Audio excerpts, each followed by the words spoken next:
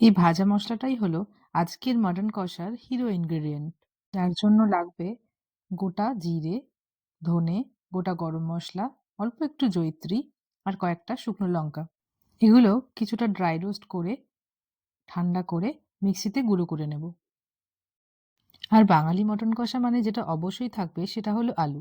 তাই প্রথমেই আলুগুলো গরম তেলে নুন, হলুদ, কাশ্মীরি রেড চিলি পাউডার দিয়ে বেশ লাল করে ভেজে তুলে নিলাম। এরপর কড়াইতে তেজপাতা, গোটা গরম মশলা, পাতলা করে কাটা পেঁয়াজ কুচি দিয়ে একটু ভেজে নিয়ে দিয়ে দেব আদা বাটা, রসুন বাটা, সামান্য নুন। কিছুটা কষিয়ে নিয়ে দিয়ে দেব আগে থেকে ম্যারিনেট করা মাটনটা।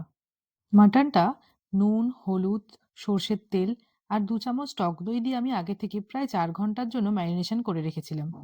এরপর স্লো ফ্লেমে বেশ কিছুক্ষণ আমি মাটনটা কষিয়ে নেব। প্রায় ততক্ষণ যতক্ষণ না মাংসটা আধা সিদ্ধ হয়ে যাচ্ছে এবং বেশ ভালো একটা তেল ছাড়া শুরু করে দিচ্ছে। সবকিছু খুব ভালো করে কষিয়ে তেল ছাড়তে শুরু হলে এই সময় দিয়ে দিলাম টমেটো পেস্টটা।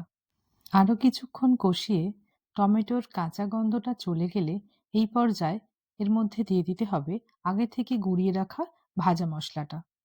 এরপর প্রেসার কুকারে একে একে কষানো মটন, ভাজা আলু, পরিমাণ মতো গরম জল, সামান্য নুন, কয়েকটা চেরা কাঁচা লঙ্কা দিয়ে ৪ থেকে ৫টা সিটি দিয়ে নামিয়ে উপর থেকে একটু গরম মশলা দিয়ে সার্ভ করার জন্য রেডি এই ঝাল ঝাল মটন কষা।